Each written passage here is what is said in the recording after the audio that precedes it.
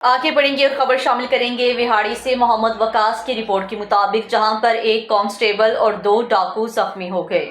تھانہ شیخ فاضل پولیس مقابلہ، ایک کانسٹیبل اور 3 ڈکیت زخمی ہو گئے۔ ایک ڈکیت زندہ گرفتار۔ زخمی ہونے والے ڈکیتوں کی شناخت شہباز سکنہ 19 WB، جاوید سکنہ قصور اور عمران، جبکہ زندہ پکڑے جانے والے کی افضل 23 WB سے ہوئی ہے۔ ملزمان تھانہ ماچھے وال، صدر وہاڑی، ڈھینگی سٹی عارف والا، ماڈل ٹاؤن بورے والا، فتح شاہ، رائے ونڈ سٹی، ٹھیکری والا، صدر قصور، صدر لودھراں کے 21 مقامات میں ریکارڈ یافتہ اور 4 مقدمات میں اشتہاری ہیں۔ ملزمان نے 2 یوم قبل بورے والا میں ہیڈ کانسٹیبل غلام رضا کو اغوا کر کے ڈکیتی کی واردات کے دوران شدید تشدد کا نشانہ بھی بنایا۔